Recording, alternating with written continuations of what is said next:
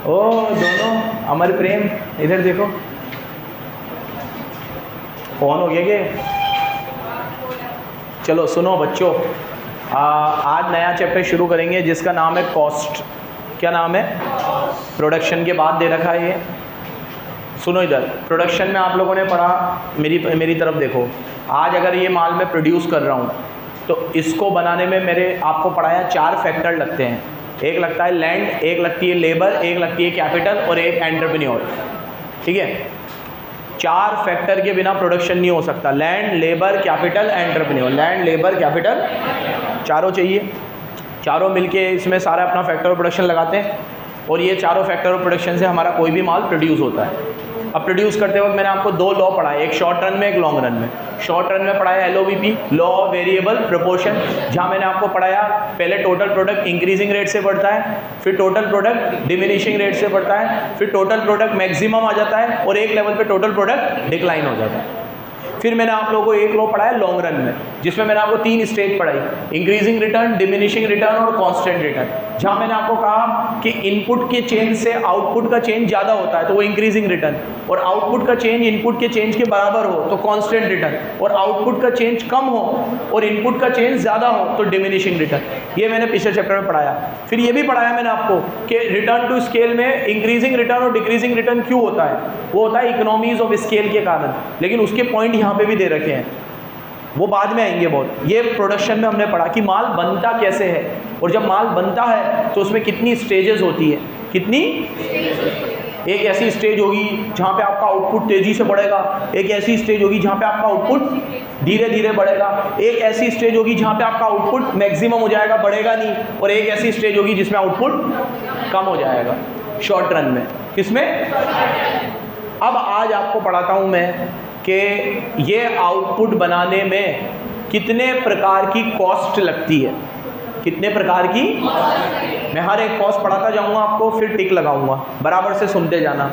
इस चैप्टर को पढ़ के आपका दिमाग इतना खुल जाएगा कि आप ये सोचोगे कि यार जो चीज़ हम सोचते हैं कि कॉस्ट में ये आना चाहिए, ये तो उससे कई ज़्यादा वाइडर है।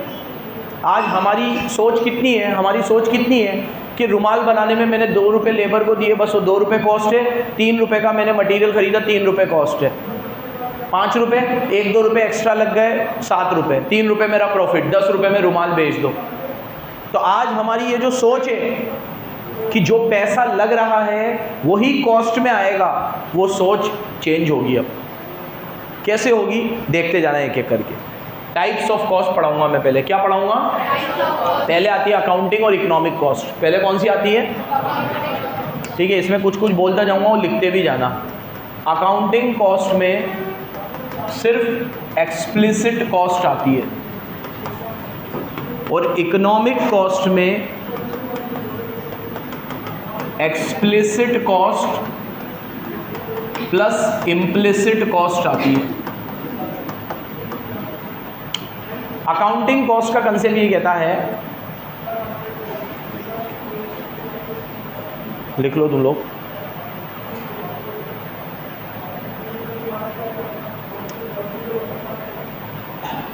कृष्ण आया? क्यों? कब से नहीं आ रहा? कल तो आया था, आज ही हो गई तबीयत खराब। और ये दोनों क्यों नहीं आए? विक्की और ये, अरे लक्की और ये गोरांश होने वाली है। अच्छा सालो, ऑब्जेक्टिव टेस्ट को ऐसा पहाड़ बना देते हो कि बहुत भैया समुंदर टूटने वाला है तुम्हारे ऊपर। चलो देखो, अकाउंटिंग कॉस्ट में हम सिर्फ एक्सप्लिसिट कॉस्ट लेते हैं। सुनो, एक्सप्लिसिट कॉस्ट का मतलब है the cost which has been incurred in cash for using someone else resources. जब हम किसी दूसरे के रिसोर्स यूज करते हैं तो उसमें जो पैसा खर्च करते हैं उसे अकाउंटिंग कॉस्ट बोलते हैं। कौन सी कॉस्ट बोलते हैं? जैसे आज मैंने ये कोचिंग चलाने के लिए रेंट देना पड़ेगा, ये मेरी कौन सी कॉस्ट है? Accounting cost. पैसे देने पड़ेंगे क्योंकि मैं दूसरों के रिसोर्स यूज़ कर रहा हूँ। मैं स्टाफ की सर्विसेज यूज़ कर रहा हूँ, सैलरी देनी पड़ेगी, इलेक्ट्रिसिटी यूज़ कर रहा हूँ, बिजली का बिल भरना पड़ेगा। ये सारी कॉस्ट मेरी एक्सप्लिसिट कॉस्ट है। कौन सी कॉस्ट है? एक्सप्लिसिट कॉस्ट वो है जो मैं एक्चुअल में किसी को पे करता हूँ, जो मैं एक्चुअल में किसी को पे करता हूँ। अब इम्प्लिसिट कॉस्ट वो है जहाँ पे मैं किसी को पे नहीं करता, मैं अपने रिसोर्सेज खुद ही यूज़ कर रहा हूँ अपने।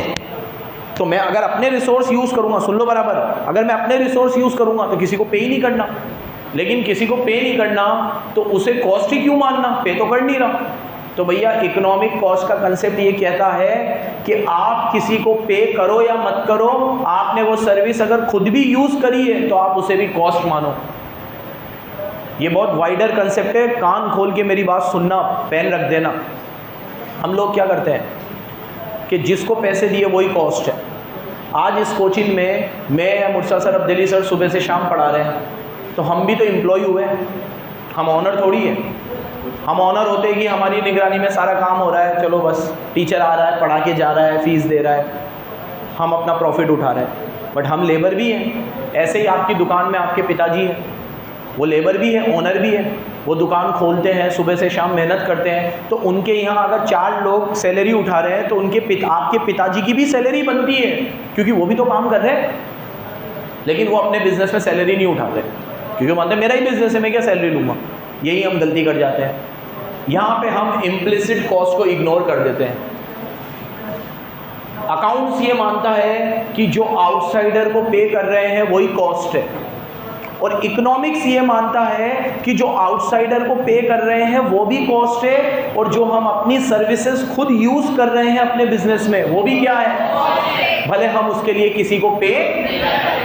सो इकोनॉमिक्स में कॉस्ट का मतलब क्या है? Explicit cost plus implicit cost. लेकिन अकाउंट्स में कॉस्ट का मतलब क्या है? सिर्फ एक्सप्लिसिट कॉस्ट। समझ में आया बराबर? अब अगर मैं ये कोचिंग की कॉस्ट निकालूंगा तो रेंट इधर लूंगा, सैलरी ऑफ एम्प्लॉय इधर लूंगा, इधर salary of employ, sorry, electricity इधर लूंगा, स्टेशनरी लूंगा, मोटे मोटे जो भी खर्चे इधर लूंगा। लेकिन इम्प्लिसिट कॉस्ट में मैं क्या लूंगा? Salary of partners. क्या लूंगा? जो हम ले नहीं रहे लेकिन हमें लेनी चाहिए। हम सैलरी उठाते हैं यहाँ से, हमने अभी शुरू किया है कि अब हम सैलरी उठाएंगे ताकि हमें पता तो चले प्रॉफिट कितना हुआ है। और जितनी भी सैलरी हम उठाते हैं उतनी सैलरी हम लोग खर्चा मानते हैं। क्यों? बीसीसी के लिए क्या है? बीसीसी के लिए क्या है वो? फिर हमारी सैलरी, अब हम हमारी सैलरी का पैमाना क्या रखते हैं? हमारी क्वालिफिकेशन प्लस हमारे मेहनत। क्योंकि अगर बीइंग अ चार्टेड अकाउंटेंट मैं किसी भी जगह पे जाऊंगा तो मेरा यहाँ पे तो फिर भी अभी दिन 8:30 बजे से शुरू हो रहा है, लेकिन अगर मेरे कोई प्रैक्टिस होती, ऑफिस होता, इनफैक्ट मैं जॉब में भी होता, तो एक सीए का काम 10-11 बजे के बाद ही शुरू होता है, बैंक खुलने के बाद। 8:30 बजे कोई सीए काम नहीं करता। तो अगर मैं अपनी सैलरी मानूँ तो मैं मानूंगा कि 10 बजे 11 बजे से भी मैं काम करना शुरू करता, और 5 बजे 6 बजे तक ऑफिशियल आवर यही होते हैं। हाँ, कभी रिटर्न है, प्रैक्टिस है, ऑडिट का टाइम है तो ठीक है, अलग बात है, लेकिन बाकी यूजुअल टाइम क्या होता है? 5 बजे 6 बजे। तो 5 बजे 6 बजे तक मैं काम करता कहीं पे भी, और मेरे को आज सीए बने हुए हो गए कितने? 7 साल। तो 7 साल का एक्सपीरियंस, 8 साल का एक्सपीरियंस, और ये टाइमिंग में मेरे को लाख रुपए, 1.5 लाख रुपए महीने का कहीं भी इजीली मिल जाता। तो मेरी सैलरी हो गई 18 लाख रुपए अगर 1.5 लाख पकड़ूँ तो, और 1 लाख पकड़ूँ तो मेरी सैलरी हो गई 12 लाख रुपए। अब अगर कोचिंग मुझे ये 12 लाख रुपए सैलरी दे रही है तो अब्दुल्ली सर, मुर्शद सर की भी ऑलमोस्ट इतनी हो गई, तो 36 लाख रुपए तो हमारी सैलरी हो गई। अब अगर ये कोचिंग में ये सारे खर्चे हटाने के बाद 36 लाख बचे तो फिर ये देंगे, और फिर कुछ बचा तो वो क्या है? ऐसे होना चाहिए। तो अब अगर मैं इस पैमाने से देखूं तो ये कोचिंग प्रॉफिट में है कि नहीं है वो देखना पड़ेगा। करीना ने तो गिन लिया, सर है, सारे गिन लिए मैंने, ठीक है। ये मैंने मिनिमम बताया तुम्हें, मतलब 1.5 मानो तो 1.5 नहीं मानो तो 1 तो मान ही लो तुम। किसी भी सीए को 7-8 साल का अगर एक्सपीरियंस है तो 1 लाख रुपए की तो अपन वक़्त रखते हैं। इतनी मेहनत तो अपन इस प्रोफेशन में करते ही हैं। ठीक है, क्यों नहीं मिलेगी, मतलब मिलनी ही चाहिए। इंस्टीट्यूट तो अब इनिशियल पैकेज इतना ही रखता है जब कैंपस वगैरह में जाते हैं। अब कुछ कंपनियाँ आती है उधर मैक्स वाले तो फिर भी कॉम्प्रोमाइज़ कर लेते हैं, उधर तो IITians के ही लगते हैं बस इतने पैकेज। बाकी जो नॉर्मल प्राइवेट कॉलेज है वहाँ से बीटेक कर रखा हो 40,000 50,000 की जॉब में तो खुश हो जाते हैं। MBA वाले 25-30,000 की जॉब में भी खुश हो रहे हैं, मतलब हो जाते हैं कि हाँ ठीक है, जबकि उन्होंने तो 18-20-25 लाख रुपया लगाया है MBA करने में। अब हमारी तो क्या मेहनत लगी है। तो इंस्टीट्यूट इस बात का बहुत ध्यान रखता है कि आप कम में कॉम्प्रोमाइज़ मत करना, मतलब ठीक है।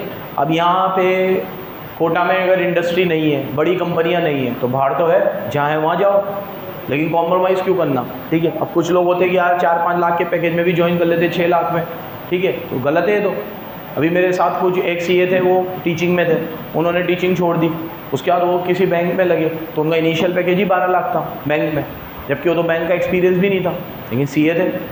तो हमारी तो डिग्री बोलती है, ठीक है। तो इस डिग्री के हिसाब से जो मिनिमम रेवेन्यू, अब ऐसे ही आपके पिताजी है, आपके पिताजी ने अगर 15 साल 20 साल एक दुकान को खड़ा किया है, तो आज अगर आप दुकान के लड़के को 20,000 महीना दे रहे हो तो आपका 30-40 हज़ार तो आपका भी बनता है। तो आप भी अपनी सैलरी उठाओ मत, लेकिन उसे कॉस्ट मानो। कौन सी कॉस्ट? फिर देखो कि प्रॉफिट कितना हुआ है। ये कंसेप्ट किसका है, अकाउंट्स का कि इकोनॉमिक्स का? अकाउंट्स तो सिर्फ किसे कॉस्ट मानता है, इकोनॉमिक्स किसे मानती है? एक्सप्लिसिट हम किसको देते हैं? आउटसाइडर को। इम्प्लिसिट हम किसे देते हैं? खुद ऑनर को। किसको? क्योंकि ऑनर भी अपनी सर्विसेज देता है। किसको? बिजनेस को। और किसको? बढ़ू आगे बढ़ू, अब मैं टिक करवा देता हूँ आपको अच्छे से। ये टिक करूँ, accounting cost relate to those cost which involve cash payment by entrepreneur and these are explicit cost. Tick कर लो। फिर ये टिक करो, accounting cost are expenses already incurred. जो इंकर्ड हुए हैं सिर्फ इसी को लेंगे, ठीक है। अब यहाँ पे दे रखा है कि एंटरप्रेन्योर अपना पैसा भी लगाता है, ये करता है, अपना टाइम भी लगाता है, तो वो उस कॉस्ट को नहीं लेता है। तो अब आओ इकोनॉमिक कॉस्ट में। तो इकोनॉमिक कॉस्ट में क्या क्या आता है, ये टिक करो। Economic cost include normal return. आपने अपने बिजनेस में कैपिटल लगाई है, उस पर आपको नॉर्मल रिटर्न मिलना चाहिए, ये आपकी इम्प्लिसिट कॉस्ट है। आप काम कर रहे हो लेकिन आप सैलरी नहीं उठा रहे हो, ये भी आपकी इकोनॉमिक कॉस्ट है, ठीक है। आज अगर मान लो मैं सिर्फ इस कोचिंग का ओनर होता, टीचर ना होता, जैसे LN में जो 4 भाई, वो क्या पढ़ाते हैं क्या? शायद उनमें से एक जना पढ़ाता है, और वो भी पढ़ाते नहीं है, कुछ स्पेशल लेक्चर्स लेते हैं, मैंने ऐसा सुना है। ऐसा पढ़ाने में तो अब कोई नहीं होगा ना कि ऐसा सुबह आ रहे हैं पढ़ा रहे हैं, ऐसा तो नहीं होगा। टीचर है, इतनी बड़ी टीम है उनकी, तो वो सिर्फ क्या कर रहे हैं, मैनेजमेंट देख रहे हैं, बोर्ड ऑफ डायरेक्टर्स है। फिर आप सैलरी उसके हिसाब से उठाओ, डायरेक्टर के हिसाब से। लेकिन अगर आप वहाँ काम कर रहे हो तो आपको वेजेस भी मिलनी चाहिए, सैलरी भी मिलनी चाहिए। आप उठाते नहीं हो तो ये इम्प्लिसिट कॉस्ट है। कौन सी कॉस्ट है? इम्प्लिसिट कॉस्ट, ठीक है। अब ये टिक करो, अकाउंटिंग कॉस्ट को एक्सप्लिसिट कॉस्ट भी बोलते हैं। क्या बोलते हैं? और ये टिक करो, इकोनॉमिक कॉस्ट की में एक्सप्लिसिट कॉस्ट भी लेते हैं और इम्प्लिसिट कॉस्ट। ये सब मैंने आपको पहले ही शॉर्ट में लिखा दिया। और ऑब्जेक्टिव में तो हमें मोटी मोटी बातें याद रखनी है, लिखना कुछ भी नहीं है, याद सब कुछ रखना है।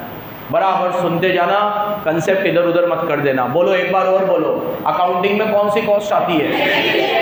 और इकोनॉमिक्स में एक्सप्लिसिट प्लस एक्सप्लिसिट किसको देते हैं? इम्प्लिसिट ऑनर खुद लेता है, ठीक है। अकाउंटिंग कॉस्ट और एक्सप्लिसिट कॉस्ट सेम होती है, क्योंकि अकाउंटिंग में सिर्फ कौन सी लेते हैं? क्या अकाउंटिंग कॉस्ट और इम्प्लिसिट कॉस्ट सेम होती है? क्या इकोनॉमिक कॉस्ट और इम्प्लिसिट कॉस्ट सेम होती है? क्योंकि इकोनॉमिक में दोनों आती है, एक्सप्लिसिट भी और ऐसे ही ऑब्जेक्टिव बनेंगे। दे दोगे जवाब? मोटा मोटा क्या याद रखना है, अकाउंटिंग में सिर्फ कौन सी आती है? इकोनॉमिक्स में दोनों आती है, एक्सप्लिसिट इम्प्लिसिट। बढ़ो बेटा आगे। अर्शी समझ में आया बेटा? एक बार मेरे को इम्प्लिसिट कॉस्ट के एग्जांपल दे दे। इम्प्लिसिट कॉस्ट के एग्जांपल, इम्प्लिसिट कॉस्ट के एग्जांपल। इम्प्लिसिट, हाँ, ऑनर की सैलरी। क्या बोलेगी? ऑनर की सैलरी। ऑनर की इंटरेस्ट ऑन कैपिटल, ऑनर की, ऑनर ने जो कैपिटल लगाई है उस पर उसे क्या मिल रहा है? इंटरेस्ट मिल रहा है। ऑनर जो अपने बिजनेस में काम कर रहा है उसे क्या मिल रही है? उसकी, जबकि मिलती नहीं है वो, लेकिन हम ड्यू मान लेते हैं। क्या मान लेते हैं?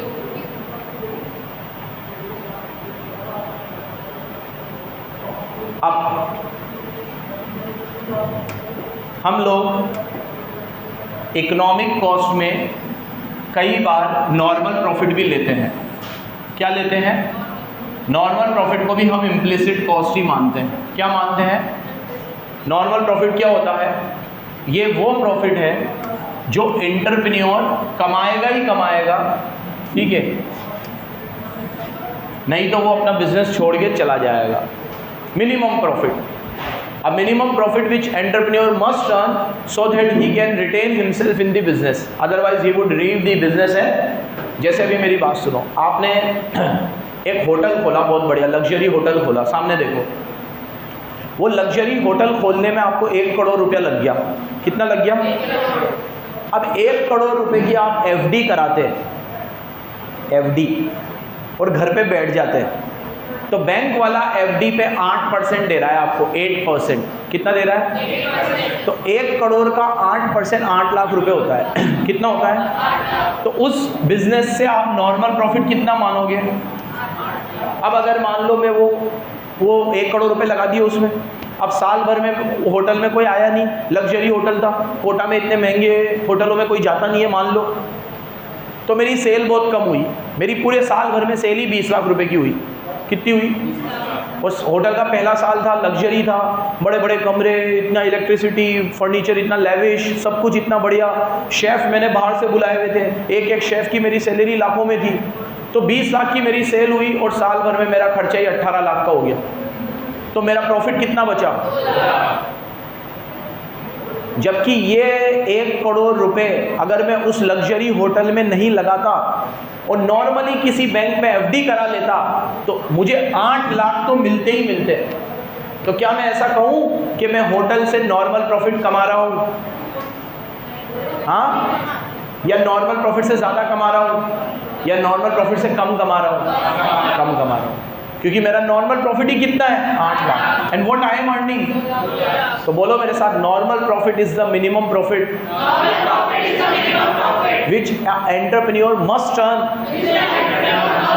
so that he can retain himself in business, or else he would leave the business and go away. प्यारे बच्चों, समझ में आया? ये नॉर्मल प्रॉफिट है। हाँ, एग्जाम्पल लिख लो, 1 मिनट रुक जा बेटा। एग्जाम्पल लिख लो नॉर्मल प्रॉफिट का, कि अगर आपने 1 करोड़ रुपए किसी होटल में लगाए और वही 1 करोड़ रुपए आप FD में लगाते तो आपको मिनिमम जो इंटरेस्ट मिलता वो 8% मिलता। तो ये 8% आपका नॉर्मल प्रॉफिट है आपके होटल में। अब अगर आपको होटल में ये नहीं मिल रहा है तो आप उस होटल को बंद करो और पैसा FD में लगा दो। किस में लगा दो चिन्नू लाल? FD में। जैसे हमने जब फैक्ट्री खोली थी तो वो फैक्ट्री में जितना पैसा हमने लगाया वो पैसा अगर हम कहीं पे भी लगाते तो मिनिमम हमको 8-10% तो गोल्ड में ही मिल जाता। हम FD तो कराते नहीं है, लेकिन गोल्ड में अगर मैं लगाता तो 10 to 20% मुझे गोल्ड में मिल जाता। कुछ भी नहीं करना था, बस मेरे को पैसे देने थे, गोल्ड खरीद लेना था बस, और गोल्ड रखा रहता। फैक्ट्री में तो मेरे को मगजमारी भी करनी पड़ी, लेबर आ रही है नहीं आ रही है, ऑपरेटर आ रहा है नहीं आ रहा है, माल बन रहा है, इतनी मगजमारी थी, परेशान हो गए थे हम लोग। ठीक है, तो उसको बंद किया तो लॉस में गई साली। और वो फैक्ट्री में मैंने जो भी पैसा लगाया, मसलन 20 लाख रुपए लगाया मान लो, वो 20 लाख रुपए का मैं गोल्ड ले लेता सिर्फ 3 साल पहले, तो आज गोल्ड 80,000 रुपये का है। 10 ग्राम गोल्ड कितने का है? कुछ नहीं करता मैं, बस गोल्ड लेके पटक देता, कुछ नहीं करना था मुझे। Let that gold work. Passive income, या तो एक्टिव थी ना, जाना पड़ता था। मैं तो फिर भी कम परेशान हुआ, मुर्सा सर तो बहुत परेशान हुए।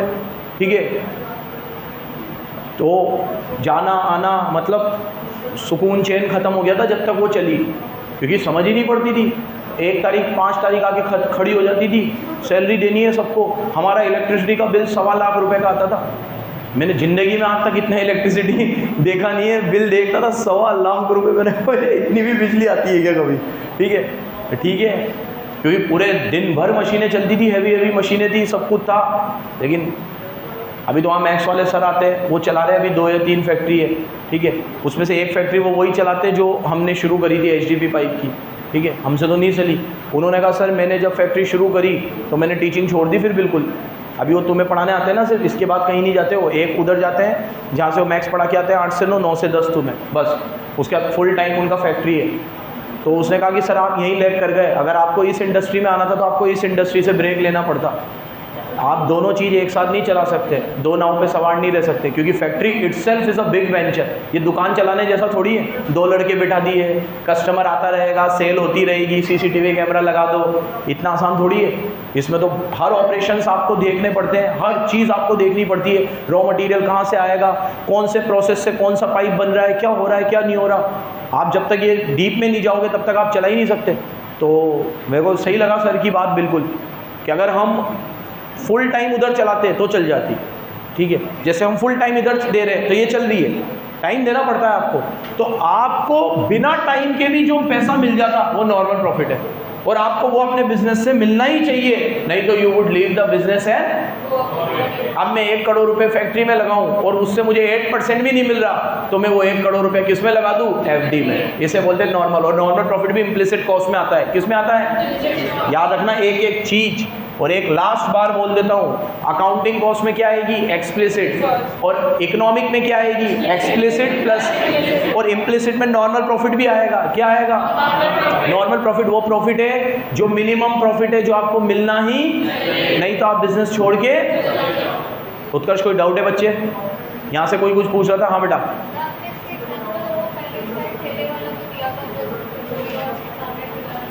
वो भी यही है, वो भी नॉर्मल रिटर्न है जो आपको बिजनेस में मिलना ही चाहिए।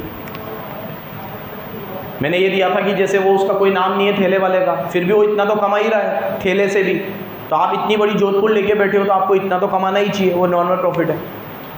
आगे आओ, नेक्स्ट होती है आउटले कॉस्ट और अपॉर्चुनिटी कॉस्ट। ये सेम उसी की तरह है, थोड़ा सा फ़र्क है। यहाँ देखो, आउटले कॉस्ट तो मतलब होती है, सुनो इधर, जो आप एक्चुअल में आउटसाइडर को पे करते हो, आउटले। और जो आप पे नहीं करते, सिर्फ अज्यूम कर लेते हो कि इतनी कॉस्ट लगी है, वो opportunity cost. So opportunity cost आप लोगों ने पहले भी पढ़ी होगी, नेक्स्ट बेस्ट ऑल्टरनेटिव फॉरगॉन। इसकी बेस्ट डेफिनेशन है नेक्स्ट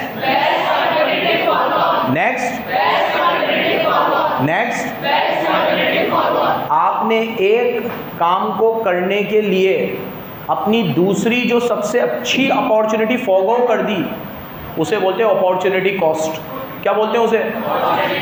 जैसे मैंने तुम्हें पढ़ाने के लिए अपनी जॉब छोड़ दी, तो जॉब मेरी क्या हो गई?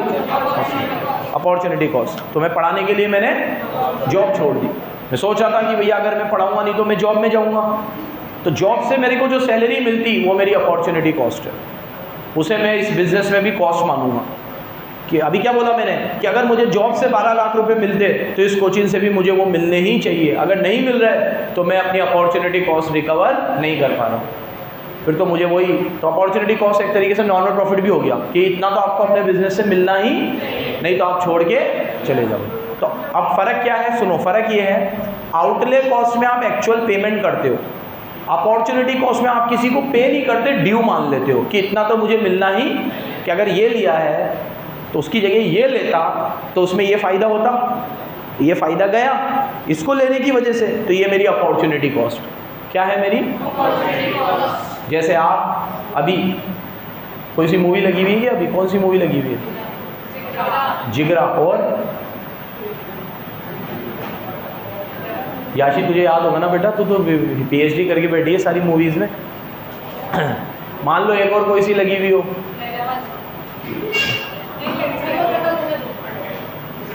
कौन सा? मान लो 2 लगी हुई है, जिगरा लगी हुई है और एक वो लगी हुई है, स्त्री 2 लगी हुई है मान लो। अब आपको एक ही मूवी देखनी थी, संडे आया आपके पास, आपने देखा यार क्या करें, तो आप जिगरा में चले गए। तो जिगरा देखने के लिए आपको स्त्री 2 छोड़नी पड़ी, तो उसकी जिगरा की अपॉर्चुनिटी कॉस्ट क्या है? स्त्री 2। ठीक है। जैसे हम लोग स्त्री 2 देखने जब गए थे तो वहाँ पे एक मूवी और लगी हुई थी, खेल खेल में। तो संडे था शायद, 15 अगस्त था, 15 अगस्त को गए हम लोग। तो 15 अगस्त को हम लोग ऐसे गए नहीं थे मूवी देखने, हम तो बस ऐसे ही कुछ वो खरीदने गए थे मॉल में। तो टाइम हो गया तो हमने कहा ये मूवी देख लेते, ये टाइम है तो अब उसमें स्त्री 2 मेरे को ऐसा लगा कि ये शायद स्त्री 1 से कनेक्ट होगी, तो मैंने 1 नहीं देखी थी, तो मैंने खेल में देख ली। नहीं बढ़िया थी यार, अच्छी मूवी थी, बहुत बढ़िया लगी मुझे तो, ठीक है। बाद में मैंने स्त्री 2 भी देखी, वो भी अच्छी लगी, लेकिन वो भी अच्छी थी। तो वो अपॉर्चुनिटी कॉस्ट है। अच्छा, ये 2 मूवी अगर अलग अलग टाइम पे आती तो दोनों चलती है, ये ऐसा इसको देख के मैं दोनों को देख के ऐसा कह सकता हूँ, दोनों चलती। अभी वो खेल में नेटफ्लिक्स पे हाईएस्ट ट्रेंडिंग मूवी है अभी, ठीक है। तो वो भी कॉमेडी जेनर में ही थी, ये भी कॉमेडी जेनर में ही थी, अच्छी लगती है नॉर्मली कॉमेडी वाली मूवीज़, चल जाती है, अच्छी एक्टिंग भी बढ़िया थी। तो ये देखने के लिए मैंने स्त्री 2 छोड़ी। तो खेल में की अपॉर्चुनिटी कॉस्ट हो गई मेरे लिए स्त्री 2। ऐसे कई बार ऐसा होता है कि 2 अल्टरनेटिव जब आपके सामने होते हैं तो आप जो नेक्स्ट बेस्ट अल्टरनेटिव फॉरगॉन करते हो उसे अपॉर्चुनिटी कॉस्ट बोलते हैं। जैसे अब आपको मान लो कि स्कूल में कोई इवेंट है और कोचिंग में भी कोई इवेंट है। अब आपने स्कूल में इवेंट अटेंड किया, कोचिंग का छोड़ दिया, तो कोचिंग का इवेंट स्कूल के लिए क्या हो गया? Opportunity cost. ऐसे मैं आपको पूरे दिन भर इसके एग्जाम्पल दे सकता हूँ, दिन भर, लेकिन अब अपन इसको ख़त्म करते हैं। तो 2 तरह की कॉस्ट होती है, आउटले और अपॉर्चुनिटी। आउटले में टिक कर लो, ये तो एक्चुअल एक्सपेंडिचर है, चाहे वेजेस, मटीरियल, रेंट वेंट। और अपॉर्चुनिटी कॉस्ट का ये टिक करो, next best alternative which was foregone, underline कर लो। और इसमें वापस से मेरा होटल वाला एग्जाम्पल लिख लो। होटल चलाने के लिए आपने एफडी का इंटरेस्ट छोड़ दिया, या मेरा एग्जाम्पल लिख लो, फैक्ट्री चलाने के लिए हमने गोल्ड का इन्वेस्टमेंट छोड़ दिया, तो फैक्ट्री की अपॉर्चुनिटी कॉस्ट हो गई गोल्ड। अब फैक्ट्री में जो लॉस हुआ हम उसको तो अभी गिन रहे हैं, लेकिन जो गोल्ड में हमारा रिटर्न चला गया उसे हम नहीं गिन रहे। तो अगर वो हम गोल्ड में इन्वेस्ट कर देते, मैं तुम्हें गोल्ड इसलिए बोल रहा हूँ क्योंकि हमारे लिए ज़्यादा इन्वेस्टमेंट अपॉर्चुनिटी बचती नहीं है, क्योंकि हर जगह इंटरेस्ट आ जाता है, तो तुम्हें पता है इंटरेस्ट हम लोग लेते नहीं है। लेकिन गोल्ड में कोई दिक्कत नहीं है, क्योंकि गोल्ड तो एक कमोडिटी है ना, मैंने ले लिया गोल्ड है, ये ले लूँ और इसकी प्राइस बढ़ जाए, कोई दिक्कत नहीं है, बेच दो, मोबाइल ले लो, कुछ भी ले लो, कमोडिटी होनी चाहिए बीच में। हमारा ये कंसेप्ट है कि कमोडिटी बीच में होनी चाहिए, तो फिर वो इंटरेस्ट नहीं है। अब वो कमोडिटी है, मैंने वो कमोडिटी खरीदी और वो जब रेट बढ़ गया, कम भी हो सकता था, बढ़ भी सकता था, लेकिन गोल्ड की टेंडेंसी तो मैंने देखा है बढ़ने की ही है, कम तो हो ही नहीं रहा। 80,000 टच करिया यार, कल गजब ही करिया, किसी ने सोचा नहीं होगा 80,000 रुपये, ठीक है। और कितने अच्छे दिन चाहिए तुझे?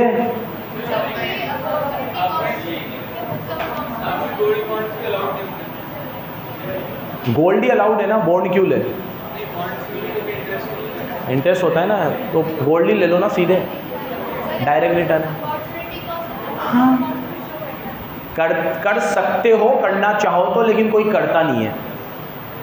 कर सकते हो लेकिन कोई करता नहीं। इसने पूछा सर अपॉर्चुनिटी कॉस्ट को बुक में शो करते हैं क्या? तो मेरा जवाब है कर सकते हैं, कोई करता नहीं है, क्योंकि अपॉर्चुनिटी कॉस्ट को कौन निकालने बैठेगा? जो आउटले कॉस्ट है वो तो दिख जाती है, जैसे आज रेंट दे रहा हूँ वो तो दिख रहा है, अब फैक्ट्री में मैंने जो भी पैसा लगा वो तो दिखा, वो तो मेरी आउटले कॉस्ट है। लेकिन जो गोल्ड में मेरा रिटर्न चला गया वो अपॉर्चुनिटी कॉस्ट है, वो मुझे दिखा नहीं है, तो मैं उसे बुक में कंसीडर। लेकिन किसी भी डिसीजन में अपॉर्चुनिटी कॉस्ट को लेना चाहिए। ये देखो, opportunity cost is very useful for manager, underline करना, ये मैनेजर के लिए बहुत काम की चीज़ है, हमें कंसीडर करनी चाहिए जब भी आपके पास रिसोर्सेज स्केयर हो। क्या स्केयर हो? जैसे कपड़े की मील है, वो खुद का यान भी बना सकती है और उसे किसी वेविंग डिपार्टमेंट से भी बना सकती है, तो उसे ये देखना चाहिए कि अगर वो खुद यान बनाए और बेचे तो कितने रुपए मिलेंगे, और वही चीज़ वो बाहर से प्रोसेस करके लाए तो कितने में मिलेगा। दोनों की अपॉर्चुनिटी कॉस्ट के हिसाब से ही आपको डिसीजन लेना चाहिए। तो बिजनेस में हमेशा अपॉर्चुनिटी कॉस्ट डिसीजन मेकिंग में काम आता है। बोलो, बिजनेस किस में काम आता है? हर डिसीजन में हमें अपॉर्चुनिटी कॉस्ट को वेल एंड गुड तरीके से कंसीडर करना चाहिए। हम भी करते तो हमें इतना लॉस नहीं होता। हम ये सोचते हैं कि ये ठीक है ना, पैसा स्केयर पड़ा हुआ है लगा दो, अरे फिर हम ये सोचते हैं चलो ठीक है, नुकसान नहीं हुआ, फ़ायदा नहीं हुआ, पैसा तो वापस आ गया ना। अरे आपने आज 20 लाख रुपया लगाया और वो 20 लाख रुपया 3 साल बाद वापस भी आ गया, तो आप सोचो नुकसान तो नहीं हुआ, बढ़िया बात है। लेकिन वो 20 लाख रुपया आप किसी प्रॉफिटेबल वेंचर में लगाते तो 2 लाख रुपए भी उससे आते, तो 3 साल में कितने हो जाते? 6 लाख। तो आपकी अपॉर्चुनिटी कॉस्ट कितनी गई? 6 लाख। एक्चुअल में आपकी कोई कॉस्ट नहीं लगी, लेकिन आपकी 6 लाख रुपए की क्या लग गई? इतना डीप हम सोचते हैं? कभी नहीं सोचते। मैं मेरी ही बात करूं, हम ही नहीं सोचते।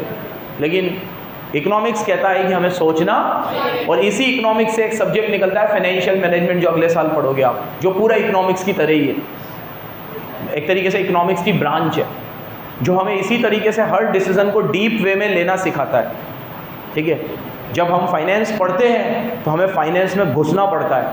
हर चीज़ से थ्योरी में पढ़ा देना और रट लेना, ये काम नहीं होना चाहिए। हम लोगों को हर चीज़ को 2-2, 3-3 एंगल से देखना चाहिए।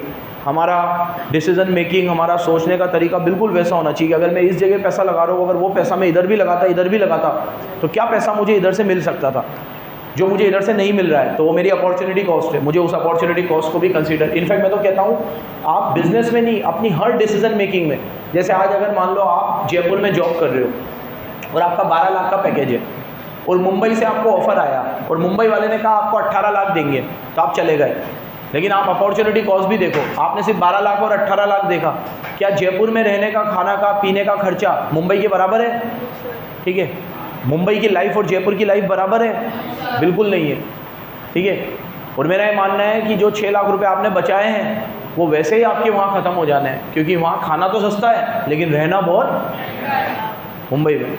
और बेंगलोर में अगर मिलती है तो वहाँ तो बिल्कुल ही लात मार दो, वहाँ दोनों ही महंगे हैं, बहुत महंगी सिटी है बेंगलोर।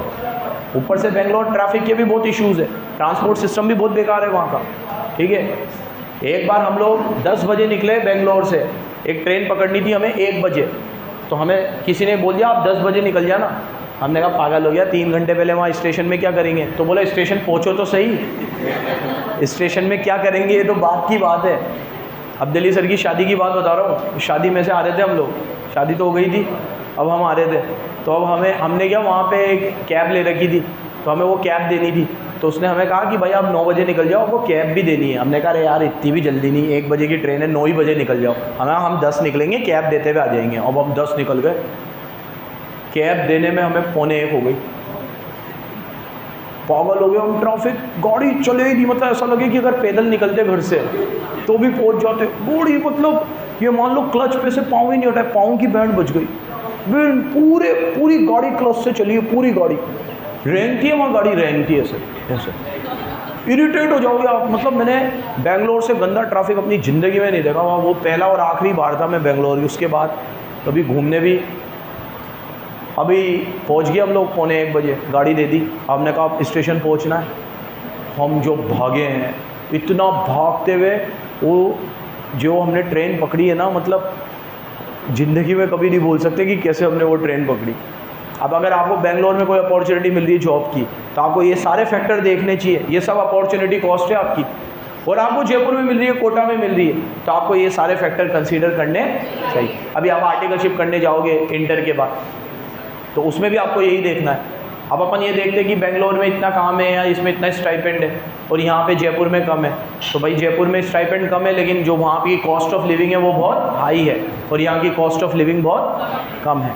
बढ़ू आगे बढ़ू, this is all about opportunity cost. तो याद रखना, ये हमें हमेशा बिजनेस मैनेजर को डिसीजन मेकिंग में काम आती है। किस में काम आती है? किस में काम आती है? किस में काम आती है? नेक्स्ट, अब आ जाओ डायरेक्ट कॉस्ट और इनडायरेक्ट कॉस्ट। मैं तुम्हें कॉस्ट के टाइप्स पढ़ा रहा हूँ बच्चों, क्या पढ़ा रहा हूँ? डायरेक्ट कॉस्ट को ट्रेसेबल कॉस्ट भी बोलते हैं, बोलो क्या बोलते हैं? और इनडायरेक्ट कॉस्ट को नॉन ट्रेसेबल भी बोलते हैं, क्या बोलते हैं? अब दोनों में फ़र्क समझ लो, सामने देखो। अभी मान लो एक कंपनी है वुडलैंड, वुडलैंड बेल्ट भी बनाती है, शूज़ भी बनाती है, कैप भी बनाती है। कौन? वुडलैंड। अब वुडलैंड मान लो ये तीनों चीज़ें इस एरिया में बना रही है और रेंट एक ही दे रही है, तो आप रेंट को कैप की कॉस्ट में लोगे, बेल्ट में लोगे, कि शूज़ में लोगे, या तीनों में आधे आधा लोगे?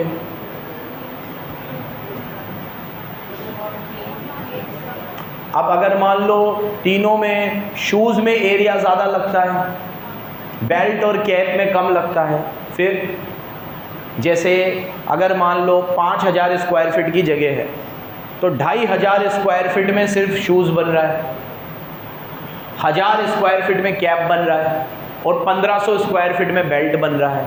फिर आप इसी रेशो में लोगे 2500, 1000 और 1500, तो रेशो बन जाएगा 25, 10, 15। क्या बन जाएगा? ऐसे ही लेना चाहिए ना। तो अब मैं मुद्दे पे आता हूँ। जिस कॉस्ट को हम प्रोडक्ट के साथ डायरेक्टली रिलेट कर सकते हैं वो डायरेक्ट कॉस्ट है, और जिस कॉस्ट को हम प्रोडक्ट के साथ डायरेक्टली रिलेट नहीं कर सकते, हमें नहीं पता ये किस प्रोडक्ट पे लगी है, वो इनडायरेक्ट कॉस्ट। इनडायरेक्ट कॉस्ट को हम रीजनेबल अलोकेशन से बांटते हैं। डायरेक्ट कॉस्ट डायरेक्टली एट्रीब्यूट हो जाती है। समझ गए? हर एक में नया एग्जाम्पल याद रखना बराबर। देखो, डायरेक्ट कॉस्ट वो होती है जो उस कंपोनेंट से डायरेक्टली रिलेट होती है, उस कंपोनेंट से डायरेक्टली रिलेट होती है, ठीक है। और इनडायरेक्ट कॉस्ट वो होती है जो आइडेंटिफाई नहीं हो पाती किसी प्रोडक्ट से, उस प्रोसेस से, उस डिपार्टमेंट से। इसे हमें रीजनेबल बेसिस पे अलोकेट करना पड़ता है। कैसे अलोकेट करना पड़ता है? लिख लेना यहाँ, इसको हम रीजनेबल बेसिस पे। अब वो रीजनेबल बेसिस क्या होगा? अगले साल अब्देली सर तुम्हें कॉस्टिंग में पढ़ाएंगे कि इनडायरेक्ट कॉस्ट को कैसे अलोकेट करते हैं। डायरेक्ट कॉस्ट डायरेक्ट होती है, उसको अलोकेट नहीं करना पड़ता, वो डायरेक्ट रिलेट हो जाती है। क्या हो जाती है? ये डायरेक्टली रिलेटेड है। क्या है? किसी भी चीज़ से क्या है ये? Directly related. ये एकदम क्या है? किसी भी चीज़ से डायरेक्टली रिलेटेड। समझ गए मेरे प्यारे बच्चों? एग्जाम्पल लिख लो। देखो इधर, जैसे शूज़ है, बेल्ट है और कैप है। अब जैसे शूज़ में वो लग रहा है आपका शॉल लग रहा है तो इसी में जाएगा। बेल्ट में आपका लेदर लग रहा है तो वो इसी में जाएगा, इसको अलोकेट करने की ज़रूरत। लेकिन अब जैसे रेंट है, रेंट, तो रेंट किस में जाएगा ये हमें नहीं पता, तो रेंट को हमें क्या करना पड़ेगा? अलोकेट, क्योंकि उस जगह पे तो तीनों चीज़ बन रही है। अब उधर सिर्फ बेल्ट बन रहा होता तो बेल्ट में जाता, कैप बन रहा होता तो कैप में जाता, और शूज़ बन रहा होता तो शूज़ में जाता। लेकिन वो तो तीनों चीज़ बना रहा है, तो तीनों को रीजनेबल बेसिस पे अलोकेट करना पड़ेगा। क्या करना पड़ेगा? जैसे इधर देखो, तुम अभी फाउंडेशन यहाँ बैठते हो, शाम को यहाँ पे 12th भी बैठेगी, तो इस कमरे का जो किराया है वो मैं 12th में डालूँ कि फाउंडेशन में डालूँ? किसकी कॉस्ट में डालूँ? 12th में कि फाउंडेशन में? ठीक है, अलोकेट करना पड़ेगा। आवर्स के हिसाब से देखें तो तुम लोग यहाँ ज़्यादा बैठते हो, है ना? तुम लोग यहाँ ज़्यादा बैठते हो। 12th का ड्यूरेशन हमारा 3 घंटे से ज़्यादा कभी हो ही नहीं सकता, ठीक है। 3 सब्जेक्ट तीनों लगे एक साथ तो भी 3 घंटे, और यहाँ पे 4 घंटा और 5 घंटा मिनिमम है वो चलती है। तो अगर आवर्स के हिसाब से देखें तो यहाँ ज़्यादा कौन बैठ रहा है? फाउंडेशन। और कम देर कौन बैठ रहा है? 12th। तो रेंट अगर मुझे अलोकेट करना हो तो ज़्यादा जाएगा फाउंडेशन में और कम जाएगा 12th। सेम ऐसे ही वहाँ इंटर बैटरी है और 11th बैठती है, तो वहाँ पे भी जो रेंट जाएगा उस कमरे का, लेकिन हम कमरे के हिसाब से रेंट नहीं देते, हम तो पूरी बिल्डिंग का रेंट देते हैं। तो हमें ऐसे अलोकेट करने की ऐसी कोई दिक्कत नहीं, क्योंकि वो हमारे प्रोडक्ट या सर्विस में अलोकेट नहीं होती। समझ गए बराबर? क्या हो गया बेटा, क्यों हंस रहा है तू? अगर वो पर हेड अवेलेबिलिटी के हिसाब से देखें तो भी बर्डन हम पे करना पड़ेगा। तेरे पे तो बर्डन आ ही नहीं रहा ना, हम लोग के लिए तो इनडायरेक्ट कॉस्ट है ना, हम उसको अलोकेट कर ही नहीं पा रहे। उस तरह अलोकेट करे तो, और उस तरह कब हम अलोकेट करेंगे बेटा? जब हम सर्विस की कॉस्ट निकाल के उसका प्राइस निकालें। हमारी सर्विस की कॉस्ट निकाल के हम प्राइस नहीं निकालते, हमारा प्राइस चलता है हमारे प्रीवियस ईयर के प्राइस से, कि पिछले साल फीस इतनी थी तो इस साल इतनी रहेगी इन्फ्लेशन के हिसाब से, बस। उसमें हम कॉस्ट कितनी लगी है उसको अलोकेट डायरेक्टली नहीं कर सकते, हो ही नहीं सकता ना, पॉसिबल ही नहीं है। लेकिन अगर मैं कोई ऐसी सर्विस में होता जहाँ मैं कॉस्ट, अब जैसे जिम वाला है, वो तुमसे जो सर्विस, वो भी सर्विस को अलोकेट नहीं कर सकता कि भैया वो तो 1 घंटे आना है तो मैं जिम करके जाना है, कोई से भी 1 घंटे जाओ। अब किसने कौन सा इक्विपमेंट यूज़ किया, वो कितनी देर जिम में रहा हो, ये सब कैसे वो निकालेगा? वो तो पागल हो जाएगा। तो वो भी कॉस्ट के हिसाब से प्राइस डिटरमाइन नहीं करता। ये कब काम आते हैं सब? जब हम कॉस्ट के हिसाब से प्राइस है, और ये सबसे ज़्यादा काम आता है गुड्स में। सर्विसेज में मुश्किल है, किस में काम आता है? उसमें। ठीक है, अब जैसे मान लो टाटा है, तो टाटा आपके लिए भाई एल्ट्रोज भी बना रहा है ना, आपके लिए वो भी बना रहा है, सफारी भी बना रहा है, आपके लिए नेक्सॉन भी बना रहा है, आपके लिए वो अभी जो सबसे ज़्यादा चल रही है कौन सी है वो टाटा की, पंच हाईएस्ट सेलिंग है अभी, पंच भी बना रहा है आपके लिए। तो अब पंच में अलग प्रोसेस है, एल्ट्रोज में अलग है, नेक्सॉन में अलग है, सफारी में अलग है, सबके प्रोसेस अलग अलग है, कॉस्ट सबकी अलग है। तो इनकी कॉस्ट ऐसा नहीं हो सकता कि एक जैसी रख लो, हाँ हो ही नहीं सकता। अच्छा, इनमें दो, जैसे अगर मान लो पंच है, एल्ट्रोज है और टियागो है ना, ये तीनों 5 सीटर है, मतलब सेडान गाड़ियाँ है, तो भी इनकी कॉस्ट कभी क्या नहीं रह सकती, सेम लग सकती है क्या सेम, जबकि तीनों एक जैसी है।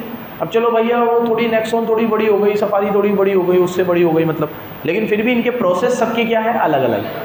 तो इनकी डायरेक्ट कॉस्ट होती है, इसके अंदर ये प्रोसेस है, इसके अंदर ये प्रोसेस है, इसका इंजन सब कुछ अलग है। लेकिन अगर ये सब चीज़ें एक ही जगह पे बन रही है और रेंट एक है, तो रेंट को हमें रीजनेबल बेसिस पे क्या करना पड़ेगा, अलोकेट, नहीं तो एक की कॉस्ट हाईली इन्फ्लेट हो जाएगी, एक की कॉस्ट डिफ्लेट हो जाएगी। हर चीज़ को हमें गहराई से समझना जरूरी है कि ये सब काम क्यों आते हैं, वाई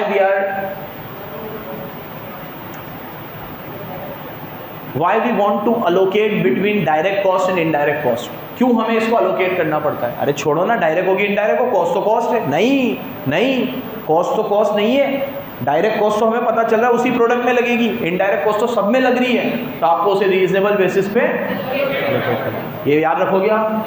आगे आते हैं इंक्रीमेंटल कॉस्ट और संक कॉस्ट। सामने देखो, पॉज कर दो बेटा, पानी लाया। इंक्रीमेंटल कॉस्ट और संक कॉस्ट, देखो आप जब भी अपने बिजनेस में एक यूनिट एक्स्ट्रा बनाते हो, तो उसे बनाने में जो एक्स्ट्रा कॉस्ट लगती है उसे इंक्रीमेंटल कॉस्ट बोलते हैं, उसे मार्जिनल कॉस्ट भी बोलते हैं। क्या बोलते हैं? जैसे आप सपोज करो मैंने तुम्हारे लिए 200 टी शर्ट ऑर्डर कर दिए, 200 टी शर्ट ऑर्डर कर दिए। अब अगर मान लो 2 टी शर्ट, एक टी शर्ट कम पड़ गया, अब एक ही बनाना है मुझे, तो मैंने उसको कहा भाई एक टी शर्ट और बना दे। उसने कहा पागल हो गया सर आप, उसके साथ ही ऑर्डर दे देते ना। मैंने कहा यार मेरे से गलती हो गई, अरे सर यार 200 टी शर्ट तो एक साथ प्रोसेस में चली गई, एक साथ प्रिंटिंग हो गई, सब कुछ हो गया। अब तो एक कपड़े के लिए अलग से थान में से कपड़ा काटना पड़ेगा, उसके सिलाना पड़ेगा ये, तो सर वो 200 टी शर्ट तो आपको 250 में पड़ी थी, लेकिन ये एक एक्स्ट्रा टी शर्ट आपको 450 रुपये में पड़ेगी, बनाना हो तो देख लो।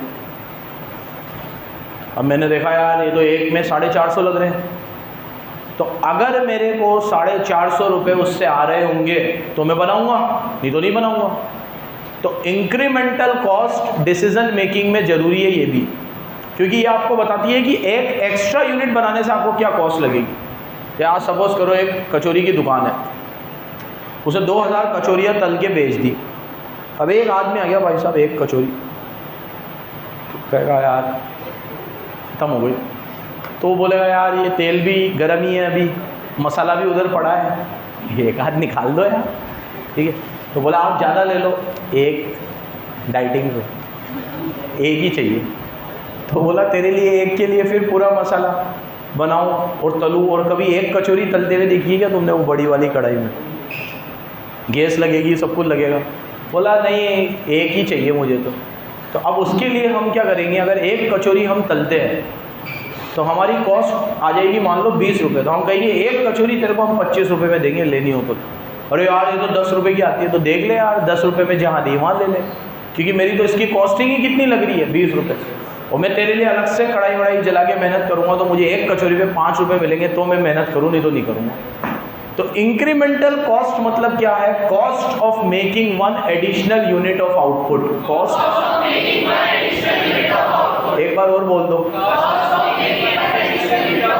एक बार और, इसे इंक्रीमेंटल बोलते हैं। क्या बोलते हैं? ये डिसीजन मेकिंग में बहुत काम की होती है। टिक करो। It is refers to additional cost incurred as a result of business decision. कोई भी डिसीजन लेने के लिए जो इंक्रीमेंटल कॉस्ट है। एग्जाम्पल लिख लो, एक टी शर्ट एक्स्ट्रा बनवाना, एक कचौरी एक्स्ट्रा तलना, ये इंक्रीमेंटल कॉस्ट है। इसके बाद आ जाओ संक कॉस्ट, इसको भी टिक कर लो, फिर पढ़ाता हूँ। Sunk cost refers to the cost which already incurred and can not be recovered. ये टिक कर लो, संक कॉस्ट को कैन नॉट बी रिकवर्ड। इसके एग्जांपल टिक कर लो, एडवर्टीजमेंट, रिसर्च एंड डेवलपमेंट वगैरह। और अब सुन लो संक कॉस्ट क्या होती है। सामने देखो, टिक बराबर करते जाना, पिक्चर बन जाएगी नहीं तो। उसके बहुत बढ़िया बढ़िया क्वेश्चन आते हैं, पूरे चाहिए, पूरे मार्क्स। इधर एकदम सिंपल क्वेश्चन आते हैं, बस पहचानना होगा ये कौन सी कॉस्ट है। इतना सुनने के बाद, हर कॉस्ट को डिटेल में सुनने के बाद इतना भी नहीं पहचान पाएंगे कि ये कौन सी कॉस्ट है। आराम से पहचान लेंगे। ऑब्जेक्टिव आएगा, ऑब्जेक्टिव को पूरा करना है हम लोगों को। अरे पढ़ ले रे यार। संक कॉस्ट क्या है सुनो। संक कॉस्ट वो है जो ऑलरेडी इंकर्ड हो चुकी है। इंक्रीमेंटल तो क्या है, जो एक यूनिट बनाने पे इंकर्ड करनी है। और संक क्या है, जो ऑलरेडी इंकर्ड हो चुकी है, which is not relevant in decision making. बोलो, जैसे मैंने यहाँ पे रिसर्च एंड डेवलपमेंट करवाया कि यहाँ कॉमर्स की कोचिंग चलेगी कि नहीं चलेगी, तो मैंने 3-4 लोगों को भेजा, सर्वे कराया, पैम्पलेट बंटवाए, ये करा, जिसमें मेरे 50,000 रुपये खर्च हो गए। उसके बाद मैंने देखा कि यार यहाँ कॉमर्स की कोचिंग नहीं चलेगी, यहाँ बच्चा नहीं है। अब मैंने सोचा यार अब मैं कोचिंग तो डाल ही लेता हूँ, बोले बच्चा नहीं है, 50,000 तो लग गए मेरे, वो तो रिकवर करूँगा। अब वो रिकवर थोड़ी होंगे, वो तो गए। अब आपके वो पैसे तो लग चुके हैं, अब आप कोचिंग डालोगे तो नए पैसे लगेंगे, फिर बच्चा नहीं आया तो वो पैसा भी डूबेगा जो लगेगा, और ये 50,000 वापस थोड़ी आएंगे, तो लग गए। इसीलिए इसका नाम है संक। संक मतलब डूब जाना। संक का क्या मतलब होता है? तो ये डूबा हुआ पैसा है। कौन सा पैसा है? और ये डिसीजन मेकिंग में रिलेवेंट नहीं है। बोलो। और इंक्रीमेंटल कॉस्ट रिलेवेंट है। इंक्रीमेंटल कॉस्ट क्या है? तो एक बार दोनों और बोल दो। Incremental cost means additional cost incurred for producing additional output.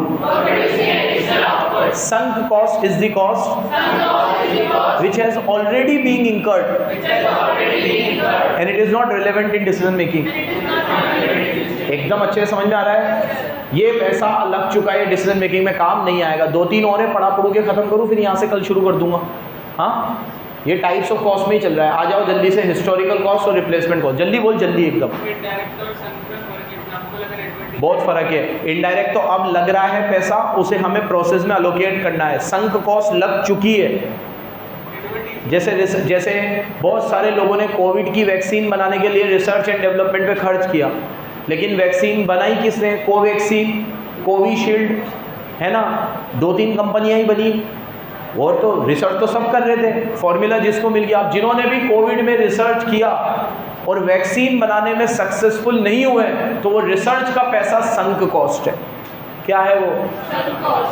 Same ऐसे ही मैंने यहाँ पर पूरे में सर्वे कराया कि यहाँ कॉमर्स की कोचिंग चलेगी कि नहीं चलेगी। उस सर्वे में मेरे लाख रुपए लग गए। वो सर्वे मेरा क्या है? Sunk cost. वो अब डिसीजन मेकिंग में काम नहीं आएगा। समझ गए बराबर? अब हिस्टोरिकल कॉस्ट और रिप्लेसमेंट कॉस्ट कौन सी होती है? ये बिल्कुल सिंपल है, देखो। हाँ बेटा, तेज बोल थोड़ा।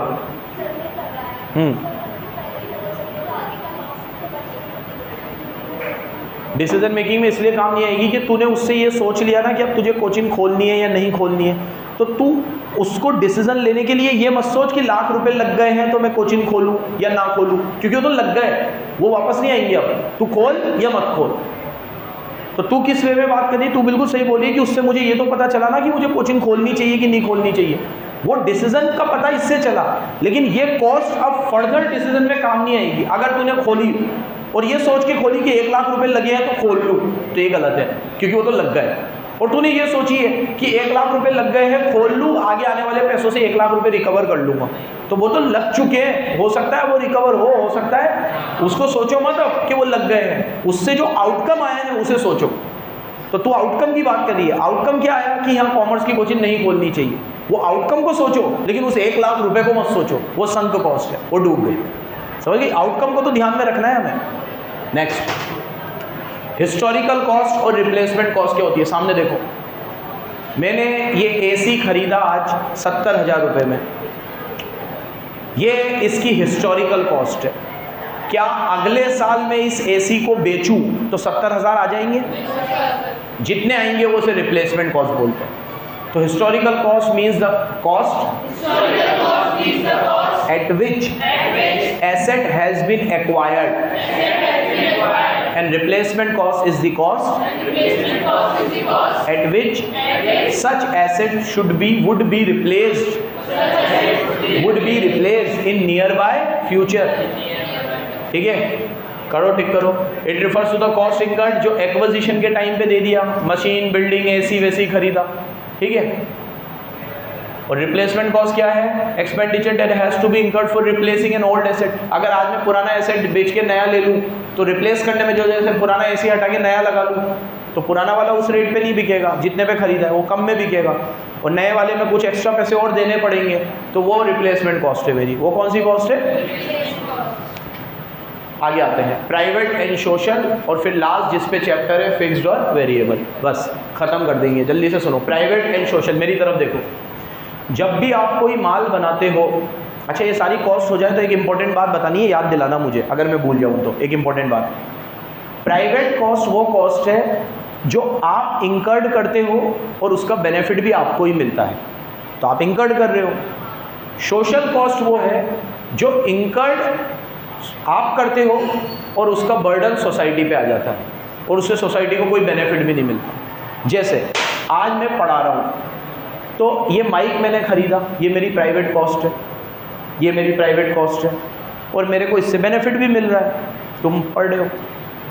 लेकिन अगर ये माइक का वॉल्यूम में तेज कर दो एकदम, तो इससे पड़ोस में जो बिल्डिंग है वो लोग परेशान होंगे। तो पढ़ा मैं रहा हूँ लेकिन बर्डन किस पे आ रहा है? सोसाइटी पे। ये सोशल कॉस्ट है। कौन सी कॉस्ट है? इंसान हमेशा प्राइवेट कॉस्ट को कंसीडर करता है, सोशल कॉस्ट को कंसीडर, वो तो ये मानता है कि जो पैसे लग रहे हैं वही कॉस्ट है, जबकि ये सच। हमारा कुछ ऐसा भी पैसा होता है जो माल हम बनाते हैं लेकिन बर्डन किसको बियर करना पड़ता है? सोसाइटी को। किसको? सोसाइटी। किसको? पढ़ो। Private cost means the actual incurred and private by firm, provided by firm. ये फर्म इनकर्ड करती है, फर्म ही प्रोवाइड करती है। एक्सप्लिसिट भी हो सकती है, इम्प्लिसिट भी हो सकती है। अंडरलाइन करो। सोशल कॉस्ट का मतलब होता है total cost borne by society. इस वर्ड को घोट लो, बोर्न बाय सोसाइटी। ये कौन बोर्न करता है? जैसे आप लोगों को एटमॉस्फेयर ख़राब करते हैं, रिवर में अपना गार्बेज डाल देते हैं, रोडवेज यूज़ करते हैं एकदम रद्दर तरीके से, ट्रक चला के ले जाते हैं उसमें गंदे तरीके से, और इतने भारी भारी, क्योंकि अभी जैसे गाड़ी जो लाइट व्हीकल्स होते हैं वो तो कैसे चलते हैं? एकदम शराफत से, इज्जत से। ट्रक कैसे चलते हैं? और वो वाले ट्रक देखे तुमने जिसमें भूसा भरा होता है, जिसमें ट्रक ही नहीं दिखता है, टायर भी नहीं दिखते हैं। मेरे को आज तक समझ में आता है उसका कोई कानून है भारत में, या वो कितना भी भूसा भर सकते हैं? ठीक है, मतलब वो इधर इधर सब घेर लेते हैं, वो ना तुम्हें समझ ही नहीं आएगा, तुम यहाँ से जाओगे, बस वो जिस स्पीड में वो चल रहा है उसे देखते रहो भूसे को। ठीक है, तो वो कितनी एस्टेस कर देते हैं रोड की, कितना उनके जो कमाने वाला कमा रहा होगा उससे, लेकिन उससे कितना सोसाइटी को नुकसान हो रहा है, गवर्नमेंट को कितना नुकसान हो रहा है, वो सोशल कॉस्ट। कौन सी कॉस्ट है? अब मैं ये पढ़ा रहा हूँ, इससे वॉइस पोल्यूशन हो रहा है, ये सोशल कॉस्ट है। मैं स्टील बना रहा हूँ, उसकी गंदगी पानी में फेंक देता हूँ, ये सोशल कॉस्ट है। समझ रहे हो याशी बच्चे? यहाँ से कनकलाल, चलो एक लास्ट चीज़ और पढ़ लो, फिक्स कॉस्ट है। इस पे तो फिर आगे बहुत सारी चर्चा है। जितनी भी कॉस्ट है which are not as a function of output, मतलब वो आउटपुट के हिसाब से वेरी नहीं करती, they do not vary with output, जो आउटपुट के हिसाब से, वो फिक्स कॉस्ट है। और जो कॉस्ट आउटपुट के हिसाब से वेरी करती है वो वेरिएबल कॉस्ट। जैसे इसका एग्जांपल हो गया रेंट। क्या मुझे रेंट बच्चों के हिसाब से देना है? बच्चे ज़्यादा आए तो रेंट ज़्यादा है, बच्चे कम आए तो रेंट कम है। रेंट फिक्स्ड है, वो मुझे देना ही है, बच्चे आए या, तो ये रेंट मेरा कौन सा कॉस्ट है? फिक्स्ड है। लेकिन मुझे जो ज़ेरोक्स करानी है, तो तुम अगर 50 बच्चे हो तो 50 ज़ेरोक्स करानी है, और 30 बच्चे हो तो 30 करानी है, तो ये बच्चों के हिसाब से वेरी करेगा, तो ये वेरिएबल कॉस्ट है। कौन सी कॉस्ट है? Variable cost. ये भी टिक कर लो। ये आउटपुट के हिसाब से वेरी नहीं करती, प्लांट के हिसाब से वेरी करती। जैसे आपने बड़ी जगह ली तो रेंट ज़्यादा, छोटी जगह ली तो रेंट कम। आपकी फैक्ट्री बड़ी है तो रेंट ज़्यादा, फैक्ट्री छोटी है तो रेंट कम। लेकिन आउटपुट के हिसाब से नहीं करेगी। जैसे 5 यूनिट बनाई तो रेंट ज़्यादा, 10 यूनिट बनाया तो रेंट कम, या 10 यूनिट बनाई तो रेंट ज़्यादा, 5 यूनिट बनाई तो रेंट कम। बोलो, आउटपुट के हिसाब से वेरी नहीं करेगी, प्लांट के हिसाब से वेरी कर सकती है, आउटपुट के हिसाब से वेरी नहीं करेगी। किसके हिसाब से? आउटपुट के हिसाब से। ये फिक्स कॉस्ट है। कौन सी कॉस्ट है? फिक्स कॉस्ट है। ठीक है, ये अवॉइड नहीं हो सकती, it can not be avoided. एक बार हमने ये बिल्डिंग ले ली तो हमें उसका रेंट देना ही पड़ेगा, बच्चा आए या ना आए। Rent can not be avoided. बोलो, fix cost can not be avoided. ठीक है, अब ये टिक कर लो, कुछ कॉस्ट ऐसी है जो आप थोड़े समय के लिए सस्पेंड कर सकते हो। जैसे आप पुरानी मशीन को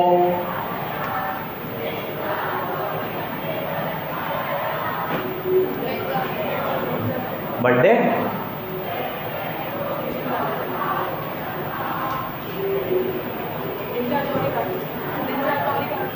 निंजा थोड़ी खा रहे हैं।